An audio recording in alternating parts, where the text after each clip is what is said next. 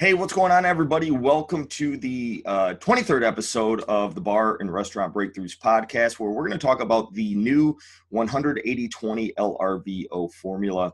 A couple housekeeping things before we get started. I have not been on the podcast in a while, just been crazy busy with a lot of new clients or memberships and just kind of year-end holiday stuff, spending some time with the family and working on something big, which is what we're going to talk about today. And some of you guys might be familiar with my LRVO formula. I call it that for loyal regular value optimization, as far as doubling your loyal customers. And there's been some changes to it, okay?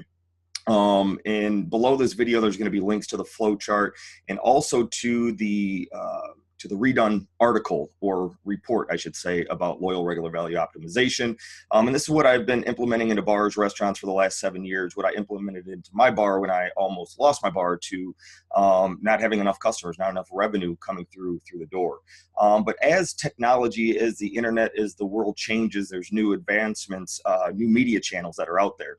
And so when I first wrote this a couple years ago, this report, I thought that now it's time to update it because there's a lot of new case studies and new ways to attract more new customers into your doors without spending a whole lot of money on marketing. So in this episode, what I want to do is I just want to go through a brief overview of what the LRVO formula is. Again, some of you guys may have heard this, but there's some new changes to this, and I highly suggest you guys download the new report because it's, like I said, there's a lot of new case studies and everything in there. Now, this whole formula, again, it's based on growing your business, okay? And the other thing that I found, let me take a step back, another thing that I was hearing from clients and members over the last year or so is, once they get this going, they start attracting new customers or getting people in the door. It's like, well, now what do you do with the formula? So they were kind of getting stuck. So I'm going to go through the whole 180-20 principle within this as well and how to apply that to the LRVO formula. But again, this is all based on doubling your loyal customers. And when you want to grow any business whatsoever, and this comes from Jay Abraham, who's one of the top business growth experts out there, works with Damon John, Tony Robbins, a lot of big people. They call him the $8 billion man. But he says that there's really 3 ways to grow a business. Okay, you could either increase the amount of new customers you have, obviously. You could increase the amount that your customers typically spend, increase the check average, and you can increase the amount of times that they visit your bar, your restaurant, or your business, right? Get them to come back more. And if you're to just add to those 3 ways of growing your business, just 10%, right? You got 100 customers, now you got 110. They visit 1 time a week, now they come in 1.1 time a week. If you do all those by just 10%, you can increase your revenue by 33.3%. Okay. And the whole loyal regular value optimization is based around that. Okay. So step 1, let's go through this. Step 1, when you want to double your loyal customers, the very first thing you need to think of is who are your loyal customers now? Look at them. What's their age, demographics? Where do they live? So figure out who your target market is. Who are we going to go after to get another 20, 30, 40 more of these loyal repeat customers to do business with you, right? And then you need to think about the traffic source. Okay. Depending on the age and the demographics of them, what's going to be the best way to target your customers to get them into your doors, right? And I'm going to take a step back on that. But step 3 is now the offer, right? The message. What are we going to say that's going to stand out to grab your brand new customer by the eyeballs and get them to at least pay the slightest bit of attention to what you even have to say? Okay. Today it's very, very, very hard to get people's information with all the marketing messages being thrown at us, with all the craziness going on in our lives. It is much harder today to get attention of people than it is any other time. So getting that core message, that offer down to get these people to even pay the slightest bit of attention to you is really important. Now, the changes that I've recently made to this, and again, you're going to get a lot more information, in-depth case studies, everything within the report, but the traffic sources, okay? There's now what's called messaging bots for Facebook. And this is something that we've been implementing for the last 4 or 5 months into some of our clients' businesses. It's pretty much, if you wanted to put a Facebook post out there with some kind of offer and tell people, hey, in order to get this offer, reply back with, I want this offer, or yes. A message will pop up in Facebook Messenger saying, hey, thanks. In order to get this offer, click this link or whatever your message wants to be. And then people come in and get that offer. You could drive them to a 1-page website or your regular website to get that offer, the coupon, whatever it may be. But this is a free approach. And as you'll see in the report, one of our clients got over 50,000 views, 1,200 comments in a matter of 20 hours. And that generated almost $10,000 in sales for him within that short amount of time, just from putting that offer out there and using Facebook messaging bots. So as far as a traffic source of getting new customers in the door, this right here is by far the most profitable that we've been applying, and it's brand new. It's new to people, so they don't really know what it is or how it works, but people are just taking crazy action on it, especially when you have a great offer in place. The second one is obviously Facebook ads. That's still going to be by far one of the most profitable besides the one I just mentioned, because you can target people based on age, demographics, where they live, and also by their purchase behavior. Are they buying beer, wine, liquor, or meals at other bars and restaurants? You can target people on Facebook based on that, okay? And a lot of people know that, okay? But again, that also comes down to the offer. But here's the other thing about Facebook, and then this is a little bit more advanced, but it's good for you to know and understand. Facebook is always making changes, as you probably know. They have just recently changed their algorithm not long ago. And now they're saying when you want to start going after new customers, what Facebook allows you to do is they want you to go more broader. Okay, so instead of pinpointing and target those exact people who buy beer, wine, liquor, they want you to go a little bit broader and then run ads for a couple weeks time. What Facebook does now is it will optimize and it will find out who's clicking, who's commenting, who's converting on your website to get these offers. And what Facebook does is it does its homework for you. It's working for you to figure out who these best types of people are. And then in the future, you could say, Facebook, I want to run ads only to these people who have converted, who are reacting to my ads. And that could be a hell of a lot more people who aren't in that segmented area of buying beer, wine, liquor on their credit card. So that's something we recently started doing and getting much better ROI and much better effort from our Facebook ads, because now we are targeting a bigger audience, but Facebook is now pinpointing exactly who those types of people are based on several other demographics and interests and things that they're going after. So that's kind of one other big update that Facebook has made to kind of make things a little bit easier for us when it comes to targeting brand new customers. The other one that we're starting to use a lot now is YouTube ads. So again, with YouTube, let me take a step back. The whole point of marketing, profitable marketing, is about pinpointing and targeting exactly who you want to go after and excluding marketing to the masses. So TV, radio, newspaper, for example, they sell you based on circulation. We hit 500,000 people, we hit 200,000 people, whatever it is. Well, out of all those people, how many of those people really want to do business with you or really want to drive 15 miles, 20 miles to your bar, your restaurant? Not many, right? So us small business owners, we don't have the millions of dollars like the big franchises do to get our message and our branding out. We need to be smarter and more direct and pinpoint exactly who we want to target versus the masses, because then we make more money. Well, that's the great thing with Facebook. Also, YouTube, considered AdWords. AdWords, Google AdWords, allows you to advertise on YouTube and also allows you to display internet billboards. I like to call them. They're banner ads that you see, but you can say, Google or AdWords, I want to place this video only in front of these people based on age, demographics, but more importantly, radius, right? If people aren't driving more than 3 to 5 miles to your bar or your restaurant, why target anybody outside that area, especially when you're starting to grow your business, right? Start with the smaller demographics and go after them. So YouTube and the banner ads is a big play now to start using to attract more customers rather than, trying to, again, hit the masses. And so all this comes down to is when you're running these traffic sources, now it's the offer, which we talked about. You got to have a great offer. And what we do with that offer is we want to make it irresistible, right? If we want to get more new customers in our doors, the better the offer, the better we're going to do, right? Hey, get 10% off at this place, get 50% off at this place. Where are you going to get more customers? The 50%, right? Now, I'm not saying, hey, go do these big discounts and people get worried, oh, it's going to hurt my brand, this and that. However, if you're looking to grow your business and if you are confident enough that you provide a great service, good food, good drinks, that people are going to come back more and more. Be as aggressive as you can, get as many people in the door, knowing that they're going to come back. Think about the lifetime value of your customer versus the first time sale. Okay. And it's really important within your messaging to let people know, why are you doing this big offer? Well, it's to get new customers in the door, and we're betting you're going to want to come back for future visits due to the great experience that you're going to have. And then people don't have that thought in their head like, oh, this is, they got to do whatever they can to get people in. No, hey, we're just putting out a great offer because we think you're going to come back in the future and pay full price. Okay, so those are the three things: target your market, figure out the best traffic source that's going to target exactly who you want to go after. Where is your target market at? Could be Facebook. Obviously it is on the internet. Banner ads is good. Are they on YouTube or not? Maybe YouTube's not right for you, but I'm just giving you the most profitable ways. And then third step is the offer. Okay. Now, what we do with these ads is we drive them to what's called a lead capture website. So whether if it's Facebook, YouTube, the banner ads, wherever, you could even throw newspaper, any kind of media out there, you could drive traffic to this one page website that does one thing and one thing only, captures their personal contact information in exchange to receive the offer. So people go here, they raise their hand and they say, hey, Nick, I want this offer. Here's my information. Now I can send it to them, right? But also what's important about these people is they are 300 times more likely to do business with me in the future than anybody else. These are the most profitable people to market to.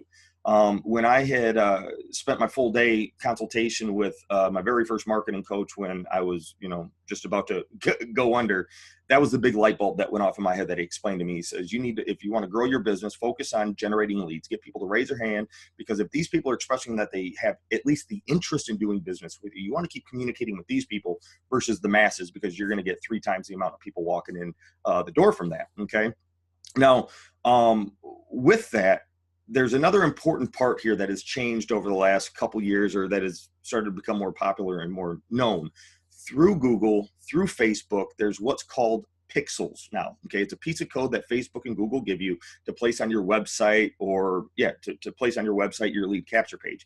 Anybody who goes to that website, okay, from the traffic that you're spending money on, hit your website, they now go into what's called a custom audience on Facebook or Google. Okay, so think of this as an email list, except they're not handing over their information to you, right? Just if they hit your website, you now have that data. And if you want to say, hey, I want to run video ads on Facebook or YouTube, or if I want to just run regular image ads on Facebook or YouTube, banner ads, you can target just those people. Now, why is that important? Because you've spent money on the front end, or just from organic traffic people find in your website, people who've had interest in doing business with you. You can now target this small amount of people with these ads for future promotions and specials to get them back in the door. Again, you don't have to try to hit 30, 40, 50,000 people, 500,000 people. You can instead focus on the 2, 3, 4, 5,000 people who are 300 times more profitable to market to. Okay. So that's the other big thing with now driving traffic to a web page to get them to hand over their information. That's the ultimate goal, but some people don't always convert over, right? So at least if we get them there, they're not going to click on your ad if they don't at least have an interest in doing business with you. Okay.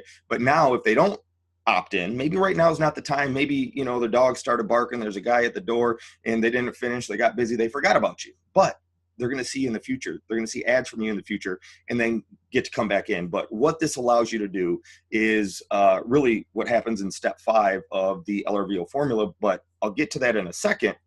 I'm kind of getting ahead of myself. But here's one of the most important parts, okay? Besides your target market and the offer is the most important thing, because if you can't grab attention and put a great offer out there and get people to hand over their information to you, or at least take action on your ad, nothing else is possible, right?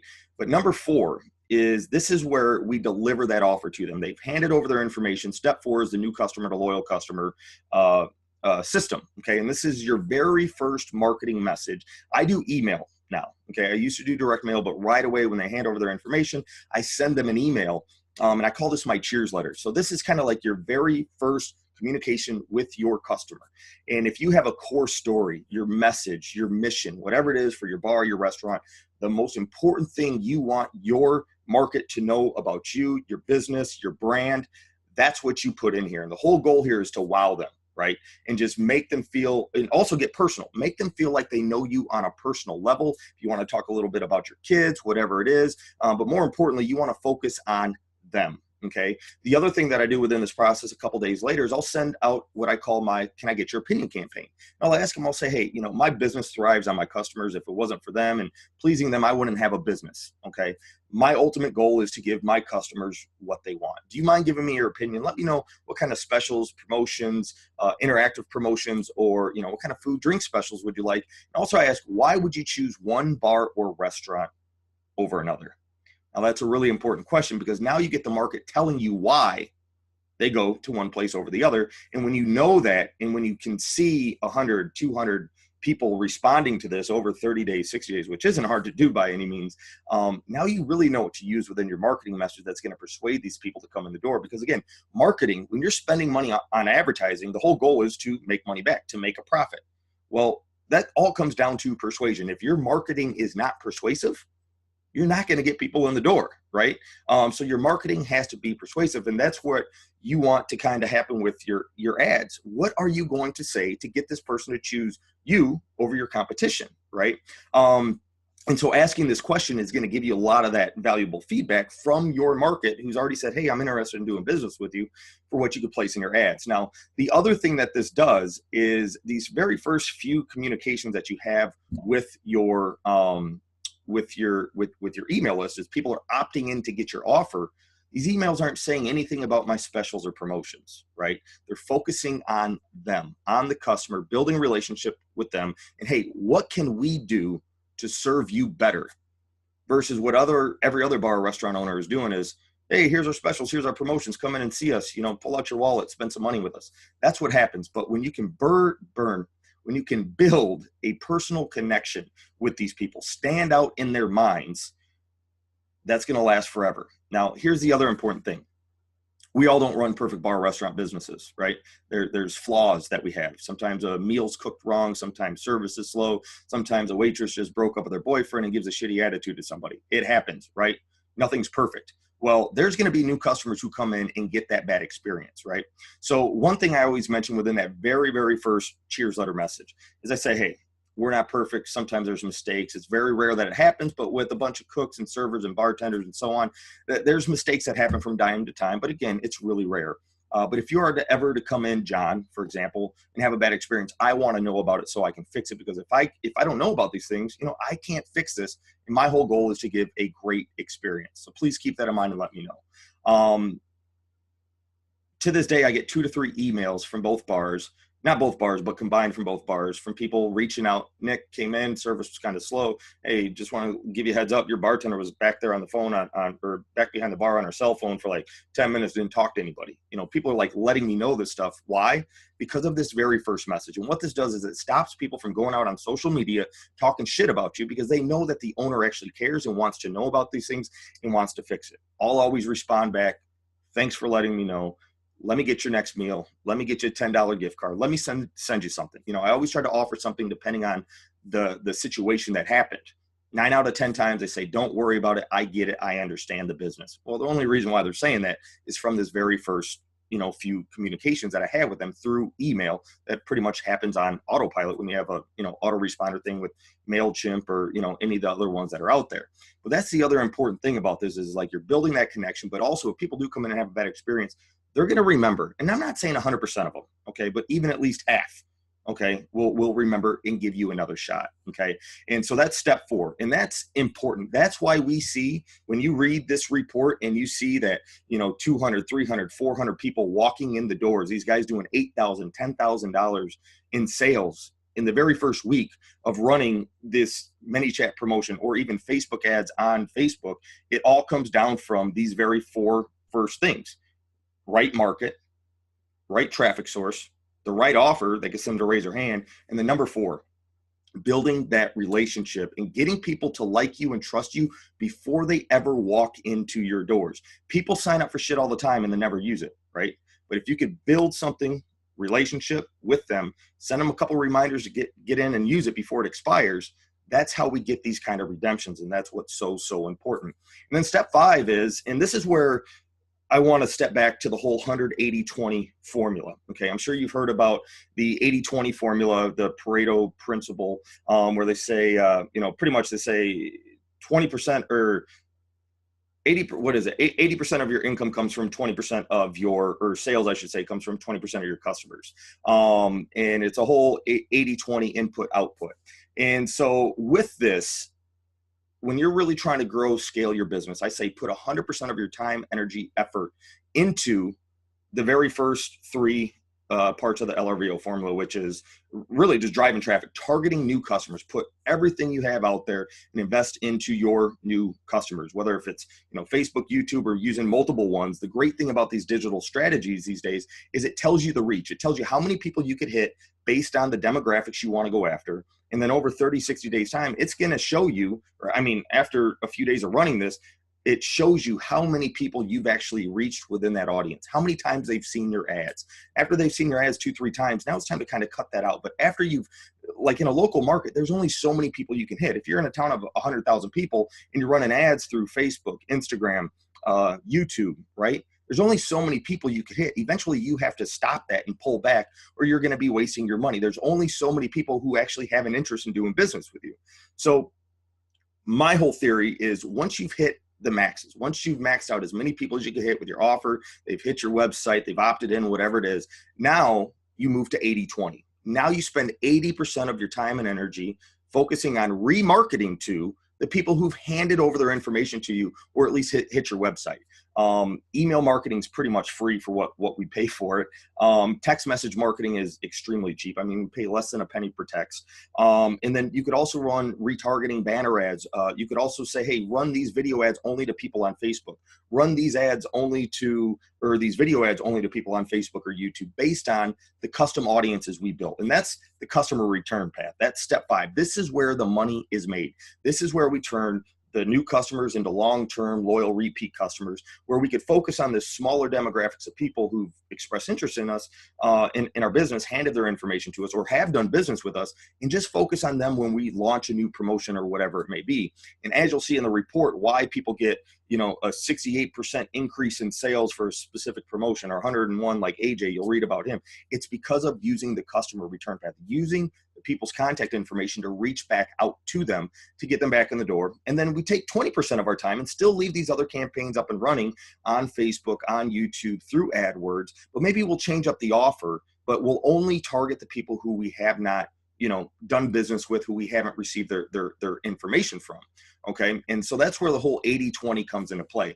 Now, here's the last big, not secret, but common sense thing that people should know, that so many bar and restaurant owners get wrong. I'm not teaching you anything new with building an email list, a text list, you know, that we know that. But the way you communicate with these people, you don't just want to put out your specials and promotions. You don't want to keep sending out fancy looking newsletters with all your food and this and that. That's good. There's a time and place for that. Don't get me wrong. But when you continue to communicate with your customers, okay, through their personal communication channels, talk to them as a real person, as if you would to your mom, your dad, your best friend, your uncle, your brother, sister, whoever, okay?